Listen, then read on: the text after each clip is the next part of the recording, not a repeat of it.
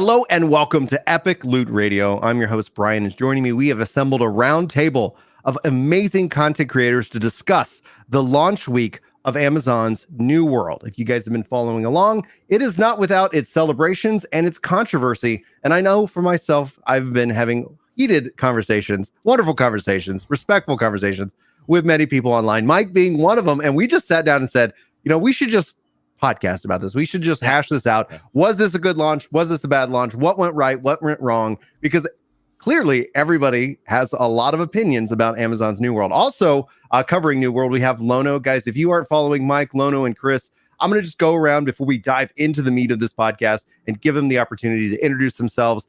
Please go follow them and check them out. Mike, let's start with you, and then we'll just kind of go like in a circle here. Yeah, cool. I'm glad to be here. Thank you. And I'm on a show with Lono. Like, I'm like starstruck right now. Like, big fan. Realized I wasn't following you on Twitter and then felt really bad about it because it was like, well, now he's going to think I didn't know who he was. I swear I did.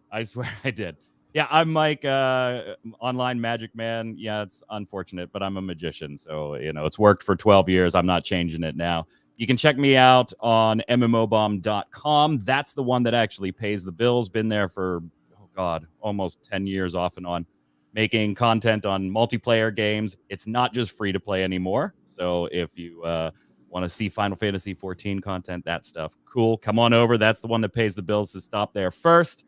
And then come on over to the personal project, which is Ready Check Radio, RAIDEO, and the links will be down there. All the socials are right on the website. Just broke 500 Twitch followers, so it's still in its infancy. But yeah, come hang out. We have a Final Fantasy XIV podcast, a gaming podcast, a whole team of streamers. It's a lot of fun. You'll enjoy it. You'll enjoy it. Trust me. Well, maybe you won't. If you don't, that's okay. I don't know. What a salesman. Sometimes it's good. Sometimes it's not. An honest salesman. Okay. All right, Lono, man. What you got going on in your world? Yeah, we have a lot of channels, so it's hard to, I think, I don't want to push them all. If people like live streams, if they're watching this, I would assume they like live streams.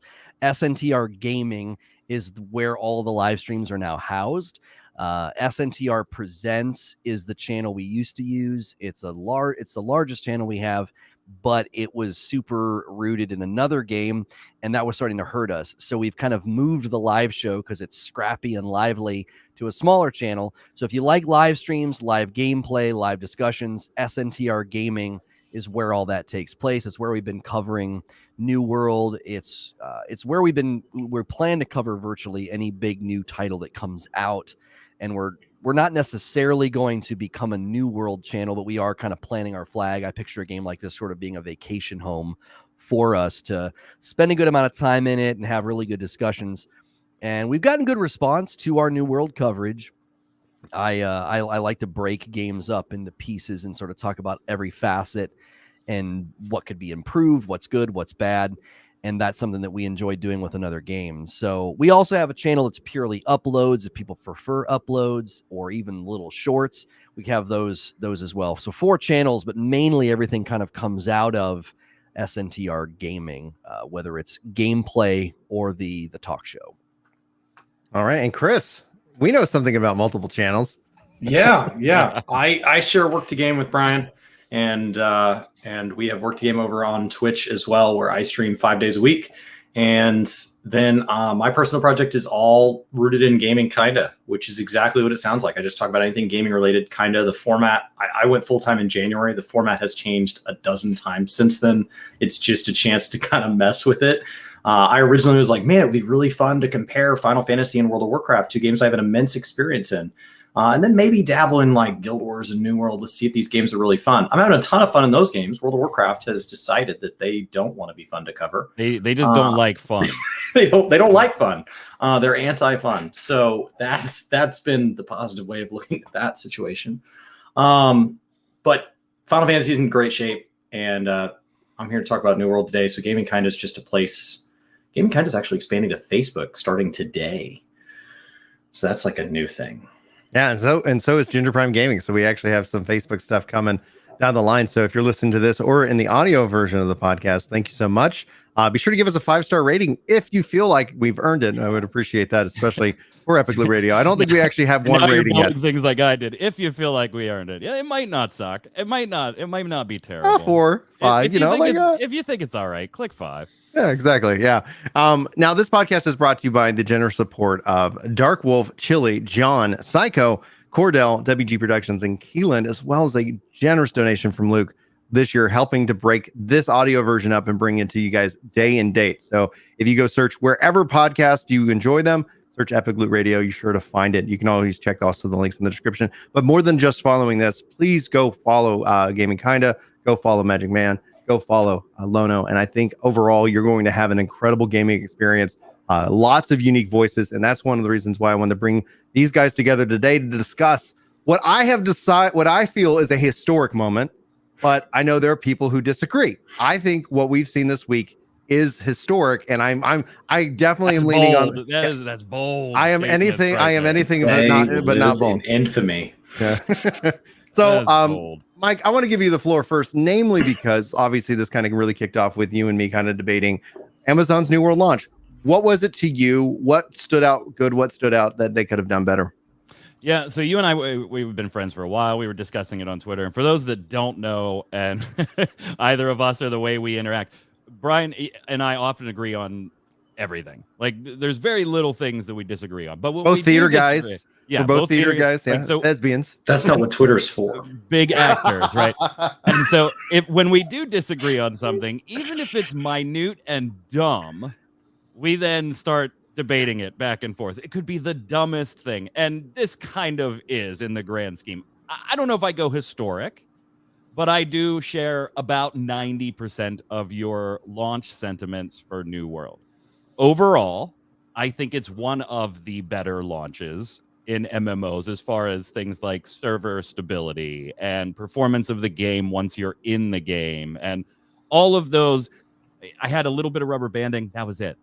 In multiple days of playing, I can't complain about that type of stuff. I can complain about the queues.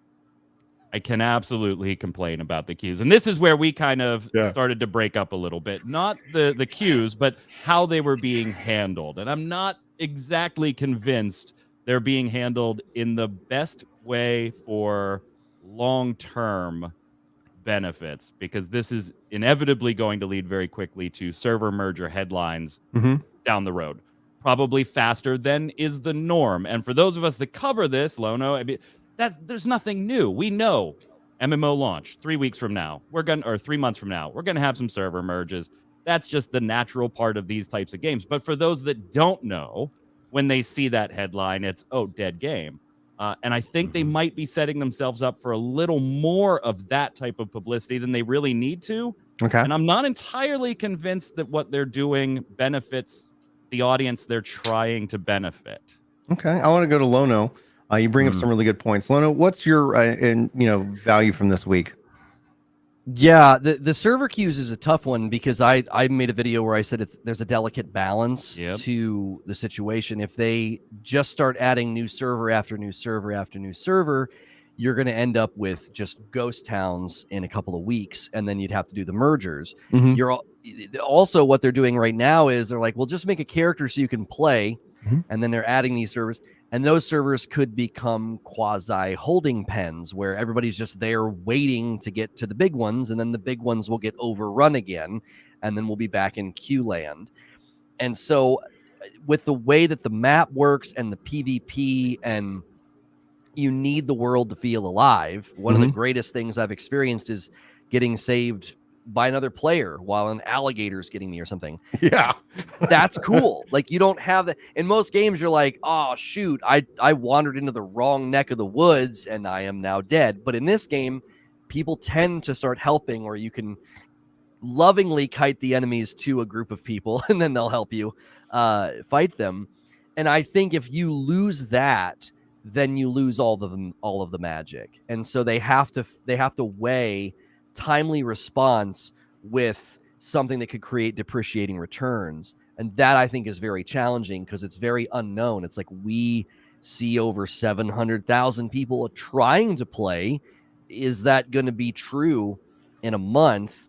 And if it is still true in a month, what does that look like with respect to server equilibrium? What does that look like with respect to, are some servers totally lopsided with respect to factions and the faction wars? They've got a lot of plates they've got to spin, or the magic will just quickly wither and no one will want to play. They'll say, well, it was fun, but my entire server's green and I can't leave it, and they're giving people that one time, transfer. So that'll probably happen too. They'll be like, I'm out of here. This is over. I'm purple and this server is just all green. So what makes it odd though is, like you mentioned, it's a delicate balance. And I think what's really weird about it is what makes New World a little more unique amongst its competitors is also what makes this balancing situation the most challenging, right? Mm-hmm. You generally wouldn't care. I mean, you might be miffed and a little upset, but if you were playing World of Warcraft or Final Fantasy or a traditional theme park, MMO RPG, okay, fine. I can't be on Chris and Brian's server for right now. I'll go roll in this server. I'll level my character a little bit. They'll give me the free transfer and I'll get over there and we'll be all good. But none of those games have the things you mentioned, like the faction warfare, the territory control, and where the balance of who goes where does impact things. It's not just a message of get in, play, and we'll get you to the server that you want to be on eventually. No harm, no foul. It's a bit different in this circumstance. Guild Wars straddles that line, right? They do. They have the World v. World. The World v. World has never quite found its perfect footing, but the PvE stuff, they're like, oh yeah, just play with whoever you want. And so they kind of have a foot in both worlds there. You definitely don't want to build a store to have the parking and store capacity for Black Friday, because then the rest of the time it's going to feel ridiculous. Yeah. And you built all this infrastructure and like you're not going to have enough customers to pay for it anyway. But you also don't want to build it so that literally every Friday it just like lights on fire. Like you do want to. So, you saw the most recent MMO to go through this was WoW Classic. And you saw people complaining about the queues and they said, it'll be fine. Like it'll be fine. And it did. It settled down. As a matter of fact, people accuse there of being dead servers now. So you don't want too many servers there. I think talking about initial impressions here, though, this is a sprint. This is not a sprint. This is a marathon, not a sprint. If you've ever watched endurance sports of any kind, endurance racing, endurance athletics, running events, you don't win an event in that first mile. You don't win an event in the first 5 minutes. You can lose it there. So like the way they're handling it here, they can 100% cause long-term damage. See, what I do with that shit is I clip the first 5 minutes, put that on YouTube, and just delete the rest. So we did win. We did win. Look at that. Man, I killed that first 5 minutes. We killed that first 5 minutes. Oh, lost the rest of the footage. Yeah, Sorry, it was guys. that back several hours where it went poorly. Now, Seven in chat says, it kind of amazes me that a game with the backing of Amazon is having such a hard time managing servers. This is something that I disagree with, but I'd be very curious as to y'all's thoughts. Let's go to Lono. Is this a perception of Amazon and its size and its ability to scale? Because my background right now is Final Fantasy XIV, and we can't get servers. And Amazon, to me, goes and spins up within 24 hours 50 new servers in my data center, and then all around the world, like numerous servers, like constantly being added. Late last night that they have over doubled their original launch servers, the number of servers. Yeah, I took the position that they've done a good job. And it's hard to say that when you see a queue of 2,000. You're like, what do you mean they're doing a good job? I can't play. I can't play. So player perception is going to be a huge factor here. The second day, I waited in a queue for 3 hours, got to play for 1 hour, had a bug, had some kind of a game crashing glitch, and that was it for me. I mean, I wasn't getting back in. Yeah, I'm on Eden. I'm on Eden with you guys, so it's like, holy moly! Oh, we had to switch. We moved. Like, we couldn't get on Eden. Like you moved. Okay. Yeah, we had to move because we literally tried to get on Eden, and after 3 hours, it said you got 2 more hours to go, and we're like, maybe we got 2 hours, and not like people are leaving. The other side of this, like on the thing that I look at this as a real positive, is that you had a game crash. Like I've played probably about 30 hours this week. I've had the game crash on me twice. So 30 hours, 2 crashes, and one of them actually was my PC. It wasn't even the game. And the reason I know that is because I was streaming the game from the cloud. And I was like, and then my PC just froze up, and I was able to get right back in the game once my PC came back up. So technically, like one game crash. The thing is that waiting in line and then having the game constantly, that's the problem. That's how I equate a bad launch. For the most part, there are people who have crashes. There are a couple of people who get kicked out of that club. But for the most part, when you get in the club, you're like, holy crap, like I'm playing, the servers are stable. Everybody's not rubber banding around. Like there is a handful of bugs. Like we're not going to sit here and say like, but that's different. Bugs in game is a different topic for right now. Absolutely. But I'm just in here looking at it and go like, okay, like, all right, I'm back. I'm in the club now. The club's hopping. Okay. That was worth the wait, in my opinion. Go ahead, Lono. I said that it was like trying to capture a hurricane in a gymnasium and not slow it down, right? Like you have to harness this power and put it into contained space and not slow down the hurricane, because like the interest and the momentum in all these people, that will quickly dissipate. People like, this is stupid. I'm sitting in queue all day. They'll stop trying. They'll stop playing.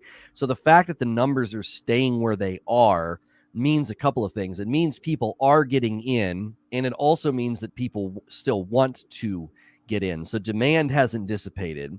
And as we said at the beginning, if they could right now, they've proven this, they could just keep adding servers until the point that there's no queue.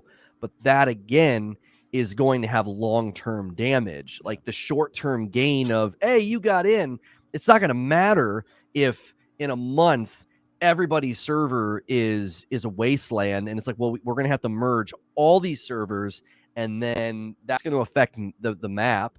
Who determined, does the map reset when that happens? That's the only thing I can think of, is that they got to do a territory reset, which is going to piss off the people that were there. All the money spent, all the money and time spent.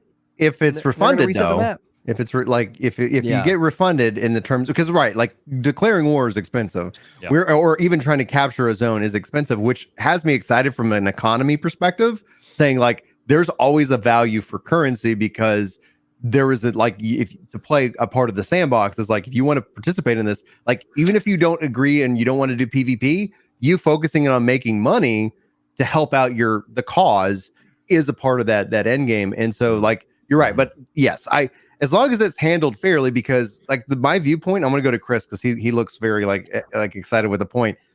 My thought on this though is that this was always going to happen. Server mergers are a fact as with hype and then the adjustment. But whenever that apex is, I'm not really worried about it. I'm not even worried about the drop, because in my mind, Halo Infinite's coming out this year, Final Fantasy XIV Endwalker's coming out this year. Like there's going to be games in which that people who just hype hop are going to come in and come out. I think it's more about what does their first big update look like, and when's that going to be the case. But Chris, you were looking kind of squirrely over there a second ago. What's on your mind? I love that it's like, I'm not even worried about it, because I won't be able to see that problem from my house. That doesn't bother me at all. I'll be long gone. Oh, the power plant's on fire? Yeah. that does sound fantastic. Hard. So thinking of server merges, if they have this crazy number of servers, just a hypothetical here. What if you take the small server and the server you merge it into, you try to find the server with the most similar map, so you maintain the same controls, right? If they're both green, they're both green. And then any of the zones that conflict, you just immediately trigger wars. Just war. Yeah, so consider them all undermined. I like it in theory, but keep in mind they already have this set up for server mergers, right? You can mouse over it right on your screen when you're picking a server, that it's like, your hey, server group. Your server group, your little cluster. These servers are the ones that when we do have to merge, these are the servers you have the potential to be merged with. That infrastructure is already there. Oh no. Yeah. There's gonna be some hurt feelings. I'd recommend leveling your gathering and crafting at this time. Oh no. So here's my thing. When you said it, I was like, well, how would that even work? And then you immediately think, okay, like there are paths here. Yeah. But if they've already picked their path, like if you've already closed all the other doors, that door better work out. Right. So here's the thing. I don't think any of us that have done this long enough are surprised by queues. Right. Okay. No. Popular, new, sexy game. Let's go try it. Also the streaming part of day one. Also, the streaming aspect. Let's sit here and just call that out. That a lot of people are saying, like, you can go play here now without a queue, but if you want to go play with Asmund, if you want to go play with this big popular streamer, if you want to go play with Shroud, if you want to go play with whomever is next, because it seems like more and more people are excited about this game. Like, if you want to go wait in that line for that club to have a chance to kill that guy, like, there's a line, and you're in a line war. That go ahead. I've had no line since we switched in on Jaha. None. Zero. So, okay. So I don't think any of us are surprised by queues. By the way, this is a totally first world problem. We're sitting here, right, bitching about not being able to get into a video game. Our lives must not be that bad when we have that capability and that kind of time. Me and Mike, man. Yeah. But so let's be thankful for that front. But so here's the thing: the servers have a ridiculously low capacity in my estimation, and I do this for a living, so I'm not totally talking out of my butthole, by the way. I'm a software engineer by trade and deal with server spin-ups and global usage and all that stuff. They have them at 2K right now. Now, they have expressed that over time they want to increase that to 10K slowly in increments over time, right? And it's not just if you think, okay, well, let's just open the door to more people. It's a little more complex than that. You can't just open the door to 3K because you're sure your server can support it, because eventually you want to go to 10K. But to do it the right way, I mean, you could just open the door, but to do it the right way, there are other things you need to take into consideration. Monster spawn rates, all that type of thing when you have more characters in locations. So, okay. I don't understand the default to let's spin up over double the number of servers we have as the number one response to this. And that's the only real point that Brian and I kind of disagree on in this one. It doesn't target the people that are impacted by the problem the most, right? Right. Your new players that didn't pick it up on Tuesday, didn't have it pre-ordered 2 years ago when it was supposed to come out a year ago. God, by the way, who thought that was ready a year ago? Anyway, bless you. I don't even know who that was, but bless you. So this doesn't target, spinning up new servers targets the people that came in Wednesday and Thursday and weren't already having plans to play with certain friends or certain guilds. The guild caps, those guilds of 200-300 people that are broken into 2, 3, 4 guilds, they already had plans. They knew where they were going. Those are the servers that are overburdened by the queues right now, and saying, yeah, go play on this server and then come on back later. That doesn't solve the queue problem for that server. Right. Yeah, some people that, I'm not guilded. I'll go fine. I'm going to leave because I don't want to be the queue. But that's not going to alleviate the problem. It helps the new single or duo players coming in that want to check it out. They got a new place. They don't have to wait for a queue. So it doesn't disperse the population the way you want to, or the way you're hoping that it will. Right. Not increasing capacity at least a little bit first has been mind-boggling to me, because with the exception of some major Asmongold servers, stuff like that are in the 40 and 50K, if you look at the server list, a lot of them trend between 400 and 800 in queue, and that's still hours of waiting, by the way. But it's usually around 30 minutes to an hour. Like I've gotten through 1200 within 30 minutes. Like at least. Oh my God, I wish. Well, I guess that varies by server, right? Because if people aren't logging off, then if people are having a great time, then no one logged out tonight, or they're clickbotting, which only then exasperates the problem. But go ahead, and then I want to go to Lono. Go ahead. Yeah, so it doesn't, spinning up this many servers doesn't alleviate the problem. I'm surprised that they haven't incrementally tried. Let's do 200, 400, 500. Let's take it to 25. Small increments where you start cutting the vast majority of server queues in half. You still have your big dogs that you're going to have to worry about and figure out alternate solutions for. Maybe servers is the problem there, or is the solution there? I don't think it is. It's just amazing to me. And if you don't think Amazon has the architecture in place to be able to do it right now, which we have seen before in the past with Final Fantasy XIV's A Realm Reborn launch, where we can add a couple of servers, but now we can't do that anymore. And we just don't have the architecture to support increasing capacity right now. Yep. They should have frozen sales. At minimum, freeze new character creation on certain servers for right now. Yeah, and even at after minimum. years of investment, Oh, they yeah, had yeah. to freeze sales. They had to do that very thing with like a 10 or 11-year-old MMO. Like that's something fascinating to be talked about another time. But go ahead. No, that's it. I mean, Lono can chime in there because he's got opinion. He looked at your 30 minutes and he was like, "You're out of your damn mind, brother. I've never waited 30 minutes." I was like, 30 minutes. I waited the one day. I had 700 people in front of me, and it took 3 hours. And I thought, my word, because you think 700 people, Yeah. and no, it was bad. And then last night, I was like, I'm gonna try and get some screenshots for thumbnails. No, I'm not. Like, there was 2,000 people in front of me. There was a server's worth of people waiting to get in, and so I tend to agree that adding capacity needs to be next phase, because this is sort of a band-aid. Oh my gosh, there's too many people. Let's just offload all these people over here so that they can start playing. And I think the strategy makes sense to a certain degree, because it's like, well, everybody that got in day one and got to play, they're hooked. Like, they'll wait. They'll By the way, we haven't back. even seen the first weekend queues, right? I know. That's oh my God, I'm spitting on myself. I'm so excited about the weekend queues. Yeah, we haven't even seen them yet. Right.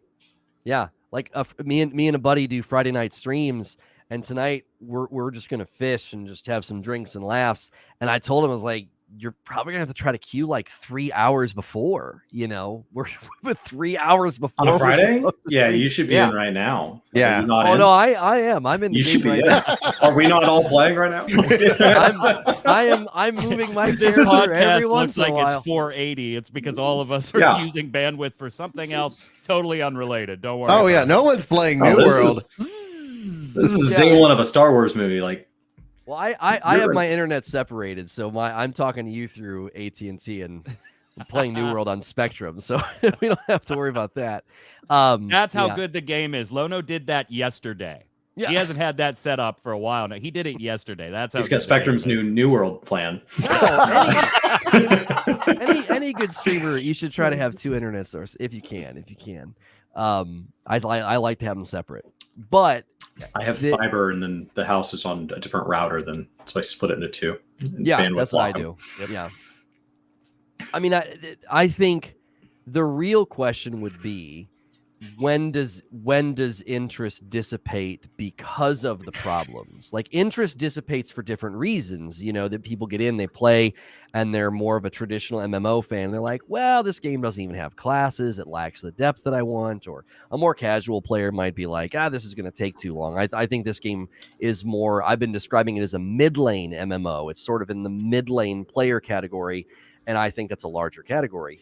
And so the question is, when will interest dissipate in relation to server queues and server problems? Because that compounds everything we're talking about. Yeah. It expedites exodus, and then all of a sudden you're like, we don't have enough people, and then you start to fix problems, and do all those people come surging back? Like, it's very, very delicate in that if you do the wrong thing at the wrong time, you're going to make everything worse.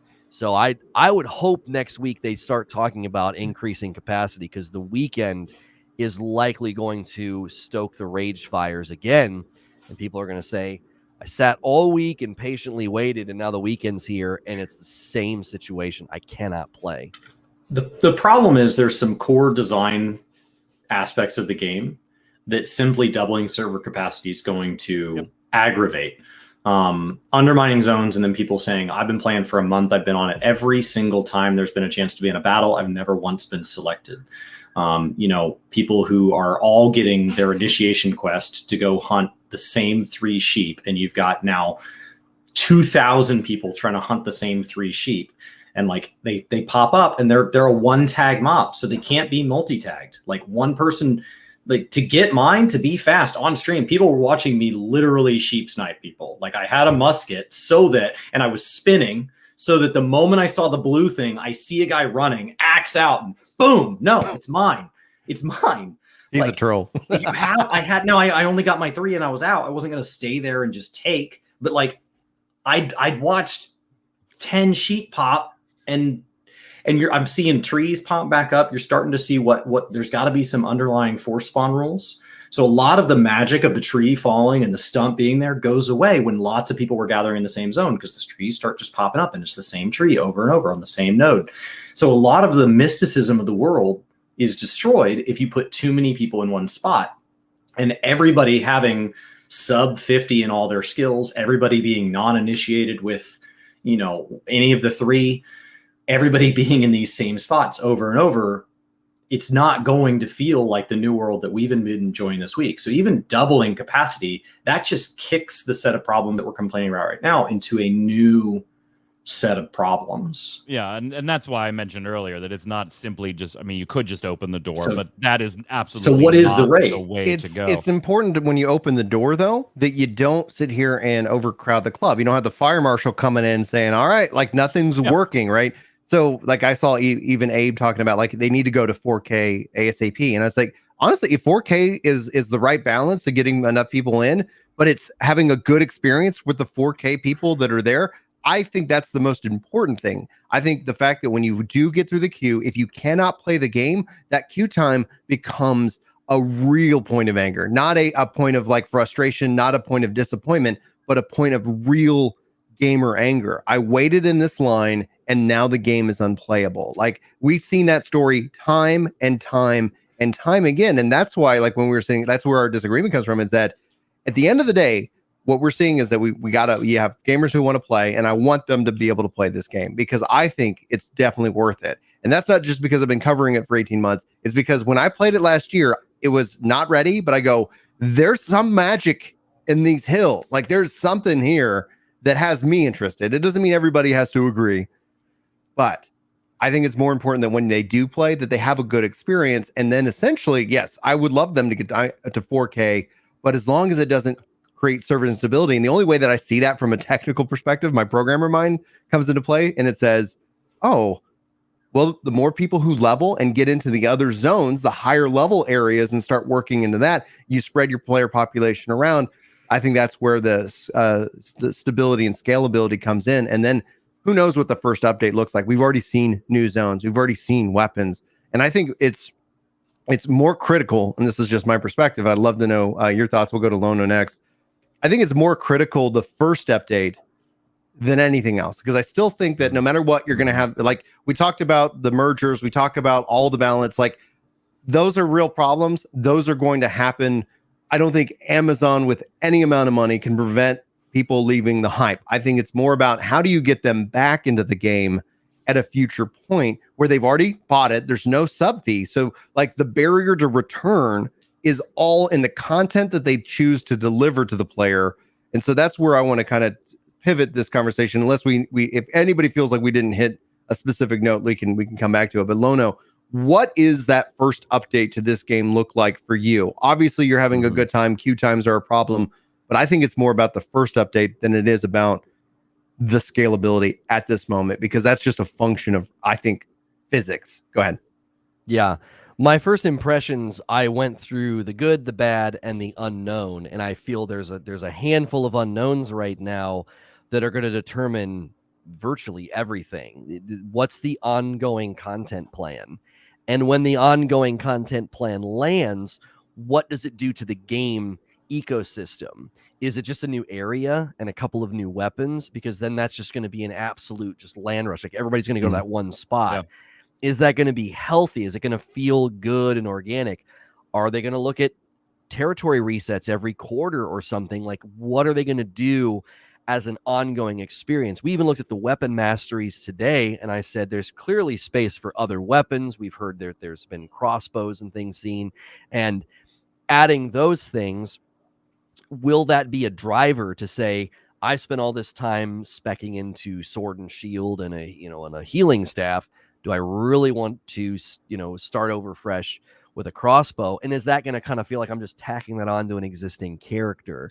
I think one of the challenges for any game is the ongoing sense of respecting a player's investment while incentivizing new engagement. It's such a challenge. It's more of a tension. It's not a delicate balance. It's a tension. If you invalidate too much of their work, then they're angry. If you don't give them enough incentive to continue to play, they're bored. And those things are always at odds, because the last game that I covered extensively always dealt with that. It's like, well, I'm dragging everything into the new era, the new ethos. I'm dragging it all with me. What else do you have? Mhm. We don't have much compared to what you're carrying, right? That's going to be so at a micro level. The player's individual drive to play is a giant question mark for me. And then when you zoom out at the macro, the ecosystem, the map, and all of that, what's that going to look like? If you reset the map, are people going to be irritated? If you don't reset the map, is it going to create massive funnels to one location and create what would feel like really awkward? It would just feel odd to just all of a sudden the rest of the map kind of doesn't matter. I got a question on resetting maps, just because you bring that up. I think it's actually interesting. What, instead of a reset, an incentive, right? We talk about, like, let's say the map's all green. Like, what if they ended up introducing incentives for purple or for yellow, essentially Syndicate or Covenant, in order to start to claw that back, where the game says, okay, yes, you dominate all these zones. Well, there's a diminishing return to that, and there's an incentive that continues to kind of pile up just to try and bring a little bit of balance to that teeter-totter. I was always an overweight kid, and a teeter-totter was a kind of a nightmare, for me as an overweight kid, versus like, okay, you get online with a little guy, and it's like, oh man, I'm sorry, like this clearly is imbalance. Like, but then you get two guys over on the little guy side. You create an alliance between the Covenant and the Syndicate, and all of a sudden they're able to balance me out in that regard. I gotta say, that is like one of the just wildest analogies I have ever heard thrown into a podcast. Let me just say, I was a heavy kid. The teeter-totter. Let me tell you a little bit about the teeter-totter. Hey, it's true. I didn't say it was inaccurate. I just said it was amazing. What do you guys think about that? Because, like, obviously we touched on balance, and Lono, I kind of jumped in, so if you had an additional thought, I do apologize. I think the analogy works though, because I was a small guy. I was a little dude, and the teeter-totter was just as not fun for me because I can't get it to move. Right. So, like, I think there's something there. It's like, if a game or parts of the map get too top heavy, it can become boring for those people, but it can become just as boring for the guy over here that can't move the teeter-totter. It's like we're on opposite ends of the spectrum, and yet we're both bored. Like, and I think that's a danger. If an entire map is green, I would feel like the faction would be like, there's nothing going on. No, there's nobody to challenge. We ran everybody off. And then the other people are saying the same thing. They're like, well, there's no point in playing. We got completely decimated and dominated. We're just sort of giving up and throwing in the towel. And so I don't know. I like the idea of saying you need to maintain, or maybe you're spread too thin. And if you're spread too thin, it's easier to be attacked. I don't know, like, create intrinsic weaknesses to a large empire, because a large empire would, in reality, it'd be harder to maintain that dominance. You'd have defectors and people that don't like you. And, that would be a reality that maybe that's what they do. Maybe they start to fracture some of the factions by saying, we have separatists and defectors that don't want to be a part, and you try to, like, mount an insurrection. I don't know. We've started seeing that. We've seen with people within our own faction complain about certain leadership within the faction. I tell you, that's player-driven story. Like, we talk about, like, you're waiting for the next content drop. It's like, have you seen faction chat? Like, it's like, you could become a YouTube star just reading faction chat alone if you didn't end up getting, like, shut down, because some of the stuff that's, like, going on, I'm like, man, these people, well, like, and then it's all of a sudden within the factions, like, even within our own, there's infighting about what's the right tax rate. Like, this, oh my gosh, this one company is really brutal, but they're on our side. We should, and they're taxing themselves too. It's like, the tax is applied evenly, regardless if you're the controlling faction or not. But go ahead. We need a very high production, big budget soap opera as the new world turns, and we need actors to take the script from that chat and just run with it. It would be that would be hysterical to watch dramatic readings of faction chat. Well, you stole from the treasury, and what's Critical Role doing these days? Are they busy? So So the question here is, what you guys are hitting on is, where's the fun? They need to put their finger on where the fun is. Is the fun in having the biggest? Is the fun in having each zone turn over incredibly often, where each zone has basically a timer, and the longer that zone's been under control, the more perks it has, but also the easier it is to take, or the more benefit you get for taking it?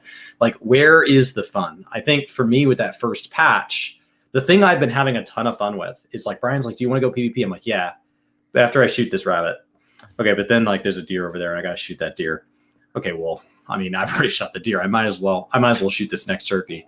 And so like I find myself just daisy chaining across the entire landscape, just slaying wildlife. And the question is like, how do you keep making the game feel exploratory, right?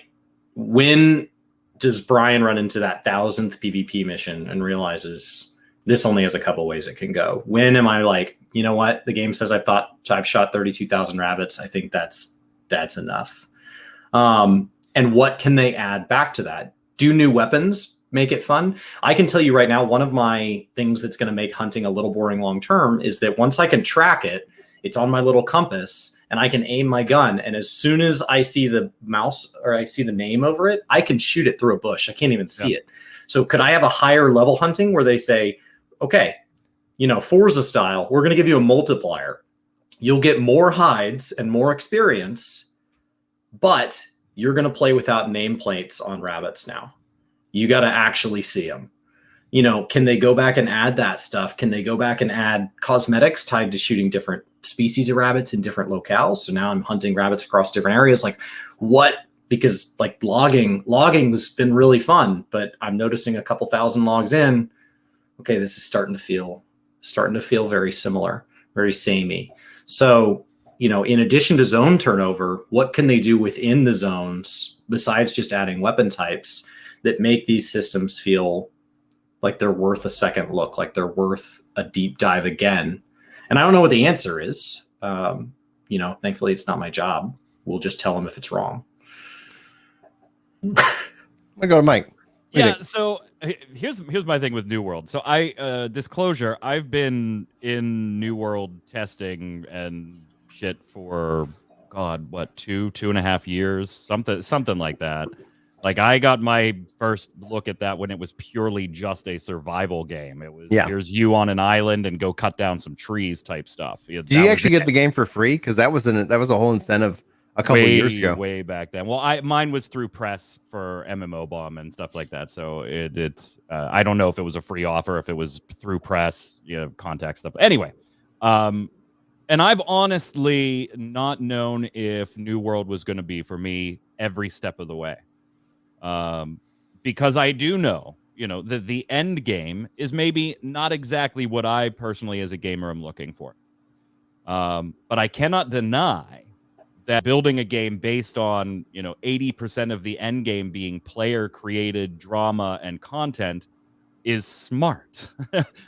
We wish more games would do that. It means there's always content, even if they're not creating content. Where you get into Final Fantasy, you get into WoW, and it's very dependent on the developers delivering content in a timely manner. You have a little more flexibility here like you do in, a PvP multiplayer game. I don't know if that end game is going to appeal to me all that long. I'm not huge into PvP. The faction stuff might be interesting for a little while. But I will say that even as more of a theme park MMO fan than a sandbox MMO fan, there is just some tremendous stuff here. It might not be at its, in its teenage years or in its grown years yet. But there's some interesting stuff here and some just like nostalgic stuff I like. There's very RuneScape elements in New World.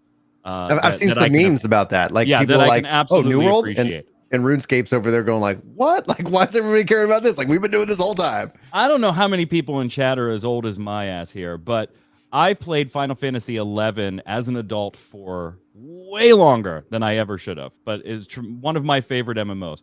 I will never forget in Final Fantasy XI the feeling of dread going some places. That was it. I wasn't doing, I was just traveling, getting from A to B and having to worry about getting there safely.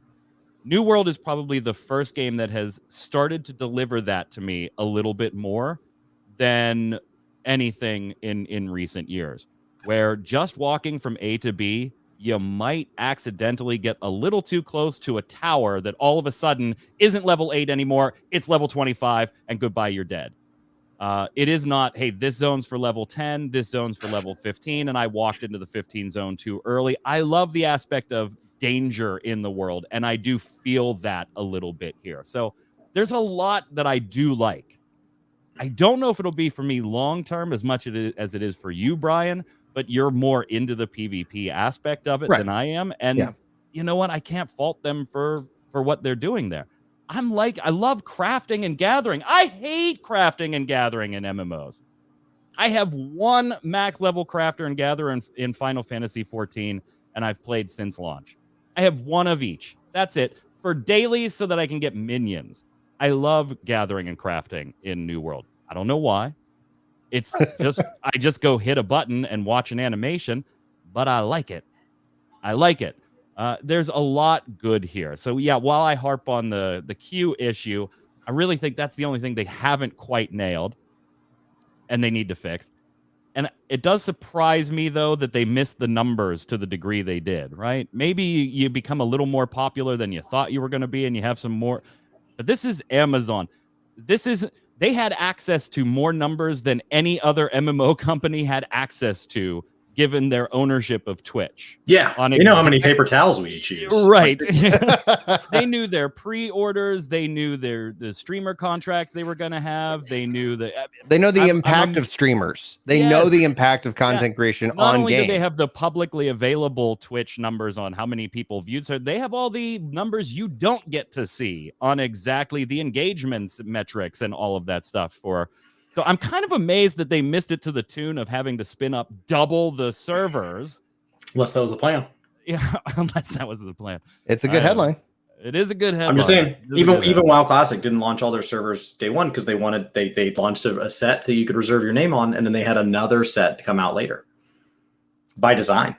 But I do like a lot of this damn game, and I didn't think I was going to like very much of it at all. I just thought, hey, it's going to be cool for the people that like that type of thing. It's just not for me. I'd rather play Final Fantasy XIV or a more theme park oriented MMORPG. That's just my tastes. But damn it, I am kind of hooked on this. And every time I see a queue, it makes me want to cry because of it. I want to be like, you know what? I didn't like your game anyway. Screw you. Yeah, but that's the easy thing. That's the solution. Release a bad game, Amazon, and none of this would have been a problem. Right. Lono, you've done it before. You've done it before, and that's where I want to. Eventually, we'll circle back to what I touched on the very start, where I believe this is historic. But Lono, Mike touched on a few things. He touched on theme park and sandbox. He touched on like his addiction to this game that surprises him. What surprises you about this game? What are you loving about this game? And this is outside the architecture of it, but just what's your take? It's funny how many people have said almost exactly what he just said, myself included. Like, I'm not an MMO guy. I remember I was big into Quake 3 and Unreal Tournament, and when I lost all my friends to EverQuest, I was really angry. And I mean that. I lost them. They were gone. They didn't want to play the games that I liked anymore. And I remember being angry about that. Man, these games are lame. And I remember trying EverQuest, and it just made me want to start a new character in Diablo 2. And I think what they did somehow is they put together a recipe with just enough from all these other game types so that depending on what your sort of proclivities and affinities are, you can latch on to something. I had people say this morning, I don't really like MMOs because of the combat, but this combat's enjoyable. It's just enough action adventure so people can enjoy themselves. And people that really like PvP are salivating at that map. And people like me that I just want a quest. I stack those quests, go and do them all, come back and I turn them all in. I feel dope, right? Like there's just enough to keep me coming back.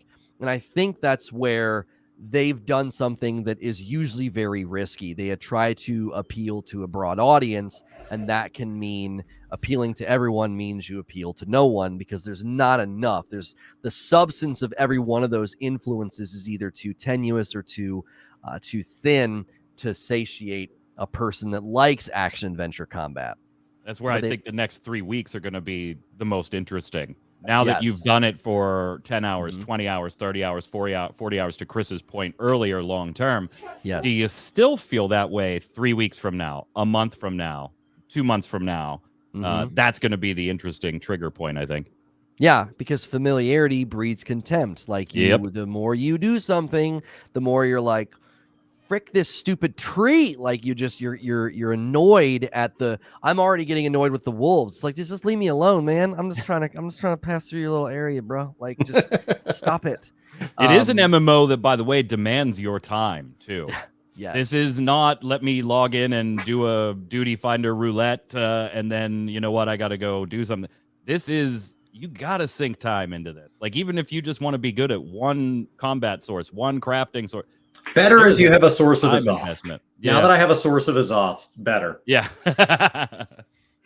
I'm curious about the PvP element doing what I know PvP does to lots of games. I think player versus player environments are sort of naturally cannibalistic. If you don't give the player versus player focused community something to sort of focus on, it turns into very like degenerate, like cannibalistic behavior. They'll mob and mop up and drive people away, and that's a risk, I think, with how they've set this game up, is that the PvP can be like this growing monster that then turns and just sort of cannibalizes the game. And then everyone's like, I'm not having any fun. These guys are running the server, or these guys are griefing or whatever. And so that, I think, is a very, very potential. That's a big danger in the room.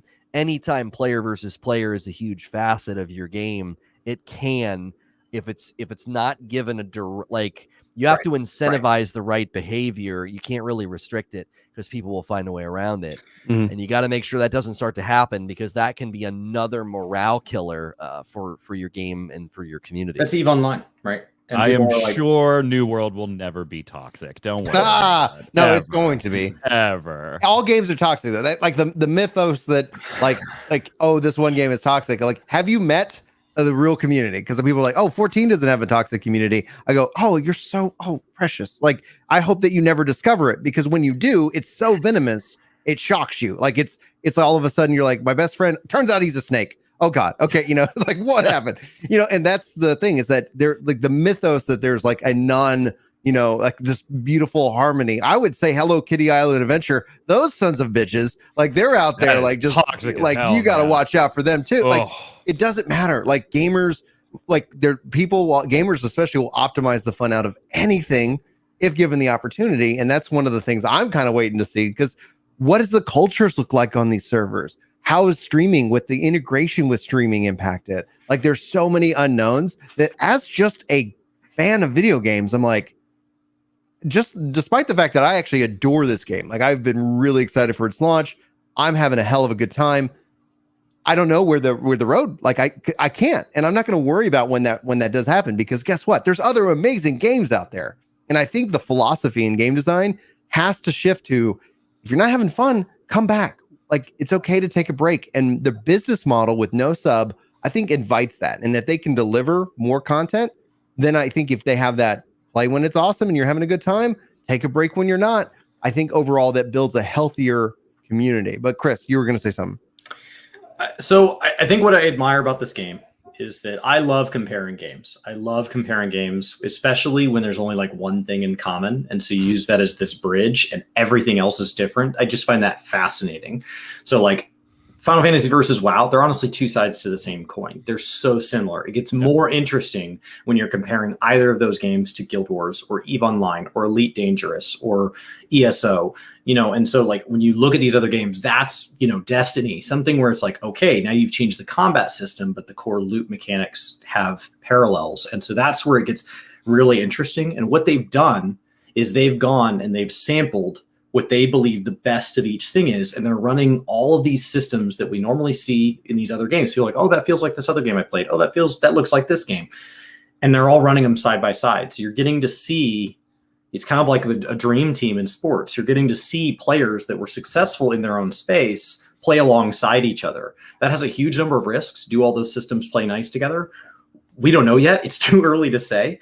And also, do you accidentally invite in, a weakness that comes in with the good thing? You talking about PvP, breeding that when PvP people get bored, what do?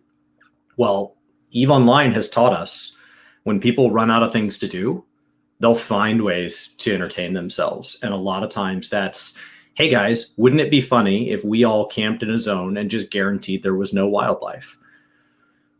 So now the game has a choice. It either force spawns, and now you've created an incentive to do this because people are like, dude, we can generate 65 billion leather per hour. Or you don't force spawn, and now new players are like, yeah, I logged in every day for a week and there wasn't any wildlife to hunt. And those are your choices. Like, they both suck. But so like, what happens when players get bored and still want to play? Everything becomes PvP at that point. Doesn't matter if they're doing PvE content, everything becomes PvP at that point. So I'm really fascinated by all the positive systems I see here. I'm just the pessimist in me. This is why Brian and I work well together. Is the pessimist in me just wonders, like, when does the other shoe drop? What's the catch? And maybe there's not one, but what's the catch? What's on the other side of this when the newness wears off? Because right now I'm having a fantastic time, but right now I'm also like, whoa, I've never killed an alligator. Like, I killed my first alligator this morning. Every other one I've had to run or die. Those have been my choices. And I killed my first one today, and then a quest popped up and it's like, kill a bear. And I'm like, oh yeah. If you run into that ginger bear, I'm going to warn you right now. That guy sucks. Yeah, but bears look mean. I'm still a little scared of lynx. Oh yeah, 100%. The reason why I feel confident in my bold words to say that this is historic is that when I look back at memory, when I just look back, and this is obviously like conditional, there's probably maybe some game out there that is launched, but let's just look at the last like 5 years. I have seen constant online games launch and are in, like, just don't function. Outriders being one this year alone, that they're still working on bugs and how the game operates, etc., and loot and etc. It's just like, and there's a core gameplay mechanic that was fun and being able to play through the story, yada yada yada. But I've seen time and time again online games launch, and then the method the phrase gamers use is like, why did you take off work? We all know online game launches suck. It takes them a couple of weeks to get it figured out. The only issue I see in this entire conversation is massive queue times. But everything that I've heard on this show and everything I hear online, everything I read from players, yes, there's a random troll who maybe it's not their cup of tea. I don't need people to love games that I love. But what I'm seeing is something that I have not seen before. And the question is this a good game with a smooth launch? And the only answer that I can come up with is yes. And to the point where the next game that launches, if it's not a smooth launch, if the servers can't stay up, it's literally, there's no more like pointing, oh, well, nobody really launches smooth. The servers are always unstable at launch. We all know this. This is a no. Actually, new Amazon did it. There is now, I think, a bar set saying, okay, you can't use this as an excuse next game.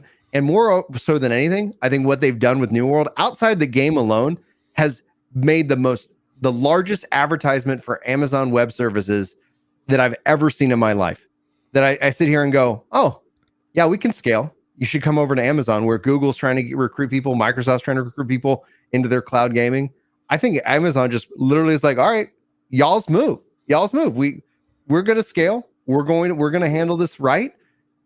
We don't know the long-term like effects of the game and its success. Nobody can. But I think essentially what we do know from successful online games that we all still play to now is that the secret sauce is keep delivering content. Like, just keep delivering content. Screw the haters. Numbers going to go up. Numbers are going to go down. Like, who cares? Like, if you're having fun, you're doing it right, we're going to keep making content, and that's going to keep that cycle going, that cycle of content creation, that cycle of streaming, that cycle of news. And so at some point, even if you're like, I played it at launch, I couldn't get in, or like I played it at launch and Marauders took over, and then all of a sudden you come in, your friends are like, dude, we're taking it back. We're back in. I think essentially that's going to be something that we see really set like a whole train, because this is the first, in my mind, next generation, like true next gen MMORPG with the Lumberyard engine, that when you look at every other MMO that we're playing, like especially 3 out of the 4 of us here, like they're 10, 11 years old. Wow. What? 17, 18 years old. Like there's an age thing here, and I think New World and Amazon actually like have the capacity to really change the landscape, and that's where I think it's historic. I'd like to let everybody kind of have some final thoughts, because I know, Mike, we do have a hard out for you. Well, we have a hard on either one. It's the hour. It's like people are like, all right. I'll go to Mike. Yeah, I see. It's one of those things. It's hard to disagree with you. It is always because so it isn't like you can say, well, this game did it better. Right. There really isn't. Have there been some games that have come close to doing it this way? Sure. Have there been some games that have catastrophically failed to meet this bar? Absolutely. So I wish I could just say, you're out of your mind, Brian. Look at X game. That's the way it should be done. But I can't also just, glance over the fact that we're not talking about 200 and 300 and 400 person queues that you're in for 30, 40 minutes and you're in game. Mm-hmm. You're talking about large scale 40,000 player queues that take 6 to 8 to 10 hours to go through. And ironically, if you do a search for hashtag New World or go check out the Reddit, the queues are more unstable than the game itself, which is there is no place holding. So when you get disconnected or bounced or errored out of that queue, you are immediately starting over. What I can say is, yes, I got to give them credit for what they've done. But I also think, given the pedigree, given Amazon, given how much they want this to sell the web services, right? I'm not entirely convinced this is all about just being in games, but they want to sell the web services. I feel like they could have done better. They had all the information, more so than any other developer or publisher in any recent memory, that they should have done a little bit better. But overall, I'm happy with it. And I didn't know if I would be. And I had played 7 betas and 3 alphas and didn't know if I was going to like this or not. And I do so far. My last kind of point on it is, I hope the projections that Amazon wants out of it financially are not ridiculously unattainable, because I do have that worry that the higher ups want dollar amounts that just aren't going to be obtainable in fast amounts of time. Right. I think the game will do well, but just like EA and Blizzard and stuff like that, will it do well enough according to the... Because I think Amazon has a home in games development, not just publishing. We got Lost Ark and all that other stuff coming. And I want them to stay there. And I honestly hope that New World gets the chance to do the things that Lono was talking about and Chris was talking about and you and I, Brian, have been talking about. I hope the teams get the chance to see how can we incentivize this better later? What systems can we add and tack onto this? So financially, I hope the projections just aren't out of reach, because it's Amazon, and they want to make money. It's not, well, they have money, they don't have to worry about it. No. That's not their view. Right. That is not their view. I've never, not especially on the publisher level, but what game development is a charity? Like there's they make it because they love it. Yes. And they want to feed their families. Yep. Lono, you got any final thoughts before we wrap up today? Yeah, I've always said that if I like a game, I want the developers and the publishers to make just bundles of cash. People think I'm some greasy corporation, like pro corporations. It's like, no, I really like video games, and if they make lots of cash, they're gonna keep doing this. Right. So yeah, I'd love them to have really big bonuses and swim in their Scrooge McDuck, piles of coins, because then they're gonna keep giving me what I enjoy. I think with game launches, I look at it almost like whitewater rafting. Like, it's going to be rough. It's just a matter of how, when they come out on the other end, like, how did it go?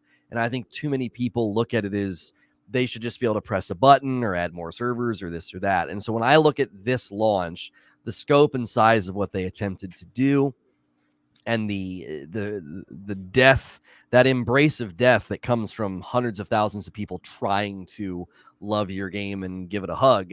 I think they did a good job. I wouldn't say excellent, but I also wouldn't say they did a bad job, because I don't see any other approach. Like when I think through if something went poorly, I try to think through, okay, were there other ways they could have approached this? Maybe spinning up capacity, but that could have created a whole host of other problems. And then, the adding of servers, we already kind of broke that down. And so I would say they had a handful of options, and the one that they chose, how quickly they chose to do it, and how timely they've been, I feel like they've done a good job. I don't know if you're ever going to get on the other side of a launch like this and be like, oh, yeah, it was excellent. There was zero problems. 700,000 people stormed the castle and everybody got in. I've been just continuing to set my expectations for any live service online games. Like, it's going to be rough. It's going to be choppy. For me now, the question remains, how long will it take before this is not an issue? You don't want this to be a talking point after week one, Right. Oh, there's still queue times. Are you kidding me? Yeah. Like that I think is a bigger blemish than a rough launch. Rough launches kind of end up behind us. We're like, yeah, it was crazy. Oh my gosh, were you there that day? But a week or two in, that starts to be almost like a blemish on the game, and everyone's like, that game's a queue time simulator. I can't believe people play that. That would not be good. Death Stranding got praised for being a walking simulator, so I don't know what we like as gamers. To continue on your whitewater rafting metaphor there, I think Amazon can afford to buy the best raft, the best paddles. They can buy the best guides who are going to be sitting in every single position. There's not a single inexperienced whitewater rafter on that boat. So do they deserve a commendable job for making it down the river? Yeah, they're making the best of every turn. And was there another path down the river? Sure. But they are making it down. They're not losing anybody. Nobody's flying off the side. The raft's not going to sink. They're doing everything. I don't want to call it historic because this isn't, two kids went down the river on a door and made it down the other end. And oh my God, it's the underdog story of the century. Like, I think if Amazon couldn't do this, Ash's creation doesn't stand a chance. If Amazon couldn't do this, there will never be an indie MMO. If Amazon couldn't do this, we're never going to see any of these Blizzard spinoffs successfully launch an MMO without a headache. So they are definitely like, if they can't do this, no one can, because this doesn't need to be an ad for Amazon Web Services. If you don't like Amazon, I have bad news for you. You can't use the internet without Amazon Web Services. They are everywhere.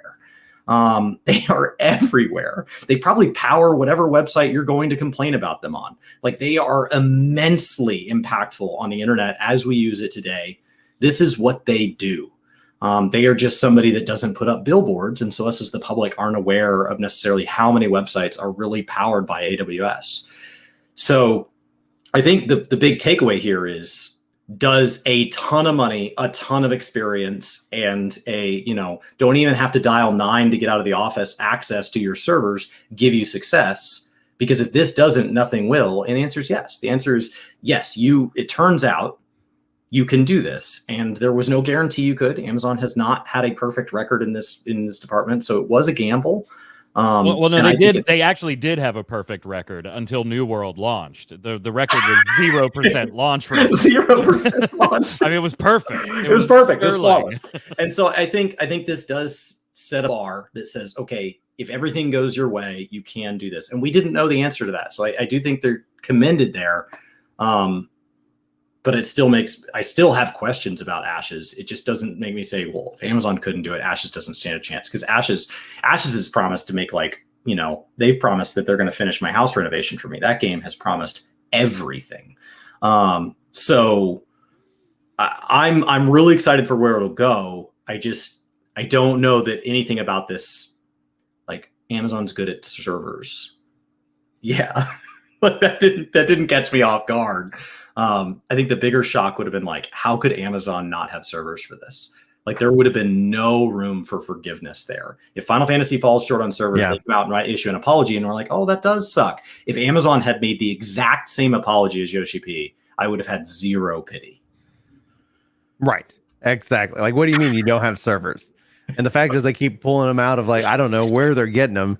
And I guess that we know where the 14 servers are gone. Amazon's just outbidding Square Enix in terms of all of the servers that they've been trying to bid. And I assume they're like Apple, where they just buy so many futures in this market that they just already owned this pre the world burning. They'd already purchased 2021 and 2022. Well, what's also interesting is kind of a final thought for me, and then we'll cut it. And I know Mike, you can bounce, and we'll answer any questions that Chad has, and forever long, Chris and Lono and whoever can hang out. But when when it comes down to it, like I'm just kind of in awe in terms of like as a game designed for the cloud in terms of that architecture. We've seen Yoshi P even talk about 14 trying to get that running on cloud. Guess what? It's just not ready. And I think they're going to continue to work in that direction. And they talked about Final Fantasy XI moving it in the cloud at some point, just to help kind of offset and manage costs. But like you're talking about like a brand new MMORPG designed for 2021 and forward, as opposed to designed for the internet back in 2004. What does that look like in 5 years and 10 years, especially if Amazon is truly committed, which we don't know. Like the thing that my question about this game is they say they are, but everybody said they are. Anthem said they are a 10-year game. Well, that was a lie. And, and so we've seen this happen multiple times. And so if Amazon truly is, I don't need words. I don't need a roadmap. I just need them to do the job and deliver the stuff that I'm loving. And I'm just adoring this game. I'm definitely happy. And since I played it literally in the preview, I go, there's magic here. It took me back to my Final Fantasy XI days. You called that out perfectly, Mike, when you were saying like the world feels dangerous. And it does. I can opt into danger and I can opt out. So it's a modern version that works for my life. Like if I want to get a little like scary, I can flag for PvP and now everything could kill me, or maybe. Or yeah, oops, I ran level 16 and trying to trek it to Juno, man. Oh, 100%, man. Oh, we're trying to do the level 1 run. Stuff. The level 1 run, like scary stuff. But at the end of the day, we're going to keep it up. This is a podcast. It seems that we've, like as this podcast has evolved, we've obviously been talking about New World quite heavily, and that's not going to stop. So for all those who've hung out, and for Red Rocket for joining in and helping support the show, thank you so much. We'll shout you out because you just did it while we're live. That's the show. That's the podcast, guys. Thanks so much for being here. Be sure to go follow all of these guys. All the links are in the description. If you're listening into the audio, give us a good rating if you feel like we've earned it, but also check the links in the description so you can go follow them. Thank you guys to everybody joining in. We're going to see you next week for our next show. This has been Brian, and this has been Epic Loot Radio. Thanks for listening. We'll see you next time.